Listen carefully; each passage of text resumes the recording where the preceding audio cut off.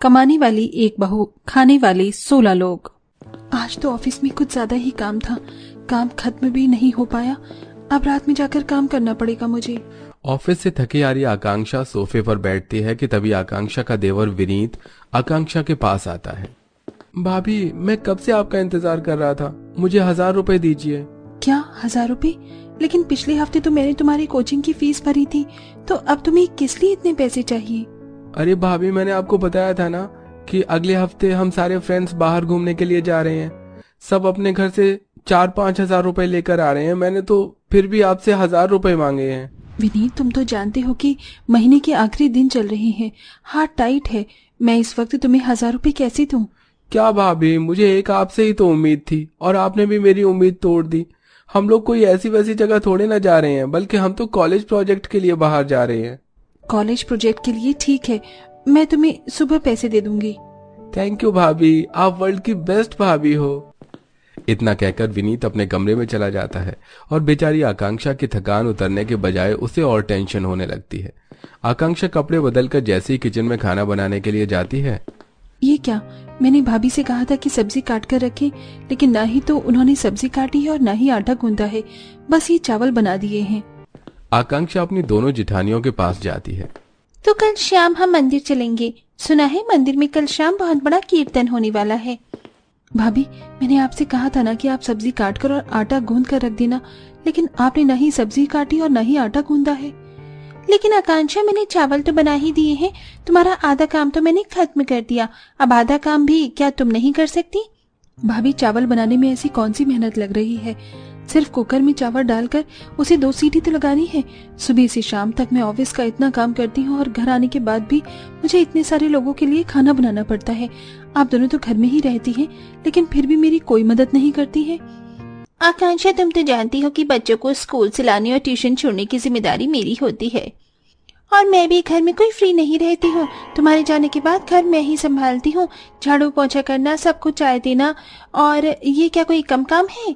अपनी जेठानियों का जवाब सुन बेचारी आकांक्षा उन्हें कुछ नहीं कह पाती और थके हारे शरीर के साथ सबके लिए खाना बनाती है।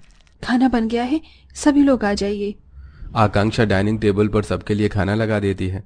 थोड़ी देर में आकांक्षा के पूरे परिवार वाले डाइनिंग टेबल पर आकर बैठ जाते हैं। आकाश के घर में तकरीबन 16 लोग थे। 16 लोगों का खाना बनाने में आकांक्षा को 2 से ढाई घंटे का समय लग जाता था। अरे भाभी, मुझे शाम से भूख लग रही थी और खाना आपने रात के 10 बजे बनाया है, अब तो मेरी भूख ही मिट गई है। और नहीं तो क्या, जब भूख लगी तब तो खाना मिलता नहीं है। मेरा तो खाना खाने का मन ही नहीं कर रहा। अरे तुम लोगों में शर्म नाम की चीज है या नहीं? बहू सुबह से लेकर शाम तक ऑफिस में कितना काम करती है, घर आने के बाद भी उसे आराम नहीं मिलता। 2 से 3 घंटे लगाकर वो हम सबके लिए खाना बनाती है। उसको शुक्रिया कहने के बजाय तुम लोग उसे ही ताने दे रहे हो। तुम लोगों ने जरा भी सोचा है कि हम खाने वाले 16 लोग हैं और कमाने वाली बेचारी एक बहू है, उस पर कितनी जिम्मेदारी है? अरे माँ जी, आप तो ऐसे कह रही हैं जैसे आकांक्षा ऑफिस में नहीं बल्कि फैक्ट्री जाती है और वहाँ जाकर बोरी ढोने का काम करती है। पूरा दिन तो एसी में बैठकर कंप्यूटर ही तो चलाती है, इसमें कौन सी इतनी मेहनत लगती है? अपने ससुराल वालों की ऐसी बातें सुनकर आकांक्षा को काफी ज्यादा बुरा लगता है। आकांक्षा बड़ी मुश्किल से अपने आंसुओं को रोक पाती है। सभी को खाना देकर आकांक्षा एक प्लेट में खाना निकालती है और सीधा अपने कमरे में चली जाती है और अपने पति आकाश को जाकर उसे अपने हाथों से खाना खिलाती है। बस आकांक्षा, मेरा पेट भर गया, अब तुम भी खा लो। ये क्या, आपने तो बस एक ही रोटी खाई है, एक रोटी और खा लीजिए। आकांक्षा, मैं जानता हूँ तुम्हारे लिए बिल्कुल खाना नहीं बचा, जो बचा था तुम उसे मेरे लिए ले आई। कभी कभी तो खुद पर बहुत गुस्सा आता है। ऐसी जिंदगी जीने से अच्छा है कि भगवान मुझे अपने पास ही बुला ले। आप ऐसा क्यों कहते हैं? मैं हूं ना, मैं सब संभाल रही हूँ, आपको इस तरह दुखी होने की कोई जरूरत नहीं है। लेकिन कब तक आकांक्षा? जब से तुम इस घर में आई हो तब से बस काम ही काम करे जा रही हो। घर में खाने को 16 लोग हैं, लेकिन इन लोगों में से एक भी काम नहीं करता। तुम काम भी करती हो और हम सबको खिला भी रही हो। शादी के 2 महीने बाद ही आकाश का एक्सीडेंट हो गया था, जिसमें आकाश अपने दोनों पैरों से अपाहिज हो जाता है। कहने को आकांक्षा के जेठ और 2 देवर भी थे, लेकिन जेठ हमेशा दारू के नशे में रहता था। वहीं दोनों छोटे देवर पढ़ाई लिखाई के नाम पर हमेशा अपने दोस्तों के साथ आवारागर्दी करते थे, जिसके चलते आकांक्षा पर उसके परिवार की 16 लोगों की खाने पीने की जिम्मेदारी थी। ये क्या, घर का राशन तो खत्म होने को आया है, आज भरवाना होगा। आकांक्षा घर के राशन की लिस्ट तैयार करती है और राशन लेने के लिए जाने लगती है कि तभी आकांक्षा की नंद शालू उसके पास आती है। भाभी, कल मेरी फ्रेंड का बर्थडे है तो मुझे उसे गिफ्ट के लिए 500 रुपए चाहिए। भाभी, आप इतनी बड़ी कंपनी में काम करती हो और क्या आपके पास 500 रुपए नहीं है? चुपचाप से मुझे 500 रुपए दीजिए। आप क्या चाहती हैं कि सभी सहेलियों के सामने मेरी बेइज्जती हो? इतना कहकर शालू आकांक्षा के पर्स से 500 रुपए लेकर चली जाती है। इतना कमाने के बावजूद भी मैं खुद पर कभी 1 रुपए खर्च नहीं करती और ये लोग पैसे की किस तरह बर्बादी कर रहे हैं। आकांक्षा बचे कुचे पैसे और थोड़ा उधार करके घर का राशन ले आती है। ऐसे ही एक दिन, ये क्या, इनकी दवाइयाँ तो खत्म हो गई हैं। इन्हें टाइम पर दवाई नहीं दी तो इनकी तबीयत भी खराब हो सकती है। आकांक्षा अपनी अलमारी खोलती है और उसमें रखे हुए आखिरी 1000 रुपए निकाल कर अपने पति की दवाई लेने जाने लगती है कि तभी आकांक्षा को उसकी जेठ जिठानी के कमरे से लड़ाई झगड़े की आवाज आने लगती है। आकांक्षा जैसे ही अपनी जेठ जिठानी के कमरे में जाती है, अरे पैसे दे, मुझे दारू पीनी है। कहाँ से लाऊं पैसे? मैं कमाती हूँ क्या? अगर इतना ही दारू पीने का शौक है तो खुद क्यों नहीं कमा लेती? तेरी इतनी हिम्मत कि तू मुझे जुबान लड़ा रही है। इतना कहकर जतिन उर्मिला पर हाथ उठाने वाला होता है कि तभी आकांक्षा उर्मिला को जतिन से दूर कर देती है। भैया, पागल हो गए हैं क्या जो आप अपनी बीवी पर हाथ उठा रहे हैं? पैसे चाहिए, मुझे दारू पीनी है। मुझे पैसे लाकर दो वरना मैं सबको मार डालूंगा। जतिन इतना बोलता ही है कि तभी उसे आकांक्षा के हाथों में पैसे दिखाई देते हैं। जतिन उन पैसों को छीनकर वहां से जाने लगता है। भैया रुक जाइए, वो पैसे मेरे पति की दवाई के हैं, रुक जाइए भैया।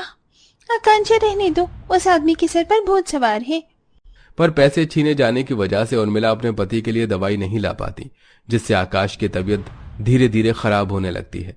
वहीं सुबह से लेकर शाम तक ऑफिस में इतना सारा काम करना, वहीं घर आने के बाद भी देर रात तक सभी के लिए ढेर सारा खाना बनाना, किचन साफ करना, इन सब से आकांक्षा की तबीयत काफी ज्यादा खराब हो गई थी।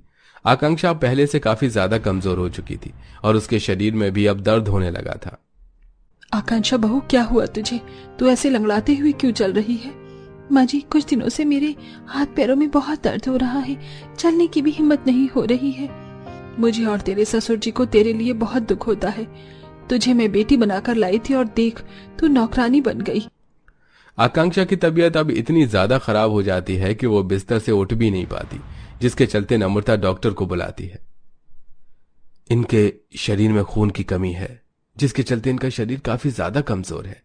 इन्हें कुछ दिन सख्त आराम की जरूरत है। डॉक्टर की बात सुन अब नम्रता आकांक्षा को बिस्तर से बिल्कुल भी नहीं उठने देती, जिससे अब ना ही आकांक्षा कमा कर पाती है और न ही घर में किसी के लिए खाना बना पाती है। कुछ दिनों में जो घर आकांक्षा ने इतने समय से संभाल रखा था, अब वो धीरे धीरे बिखरने लगता है। अरे मुझे घर में खाना मिलेगा या नहीं? सुबह से शाम होने को आ गई है, एक रोटी नहीं खाई मैंने। मम्मी, होमवर्क करवाओ ना। जब चाची होमवर्क करती थी तो मुझे टीचर हमेशा गुड देती थी। अरे भाभी, काम पर कब जाएंगी? जब से भाभी काम पर नहीं जा रही तब से मुझे मेरे कॉलेज के आने जाने का खर्चा भी नहीं मिल रहा है। तुम लोगों ने कभी सोचा भी है कि वो अकेले कैसे घर के साथ साथ घर का काम भी देख रही थी? इतना पैसा कमाने के बावजूद भी आकांक्षा ने कभी अपने ऊपर 1 रुपये तक खर्च नहीं किया, और जब वो बीमार है और बिस्तर से उठ नहीं सकती तो तुम लोगों में इतनी भी हिम्मत नहीं कि तुम लोग मेहनत करके 2 वक्त की रोटी खा सको। अरे घर की बहू होकर उसने वो कर दिखाया जो घर के बेटे होकर तुम दोनों न कर सके। अरे लानत है ऐसी मर्दानगी पर। तुम लोगों की तो रोटी कमाने की भी औकात नहीं है। अपने माता पिता के ऐसे ताने भरी बातें सुनकर जतिन, विनीत और विवेक को बड़ी शर्मिंदगी महसूस होती है। माँ, पिताजी, आप ठीक कह रहे हैं। आवारागर्दी करने के चक्कर में तो हम घर की जिम्मेदारी ही उठाना भूल गए। अगर भाभी नहीं होती तो आज हम सब भीख मांगकर रोटी खा रहे होते। तुम लोग तो फिर भी छोटे हो, लेकिन मैं तो घर का बड़ा बेटा हूँ। मुझे तो चुल्लू भर पानी में डूब जाना चाहिए। जतिन, विनीत और विवेक अगले दिन ही नौकरी ढूंढने के लिए अलग अलग कंपनियों में इंटरव्यू देने के लिए जाते हैं और कुछ दिनों में इन तीनों की नौकरी भी लग जाती है, जिसके बाद अब तीनों भाई मेहनत करके कमाते हैं और घर की बहुएं अच्छे से घर चलाती हैं। साथ ही आकांक्षा भी अपने पति का अच्छे से ध्यान रखने लगती है। वेल दोस्तों, आपके घर में कितने मेंबर रहते हैं? हमें कमेंट करके जरूर बताएं।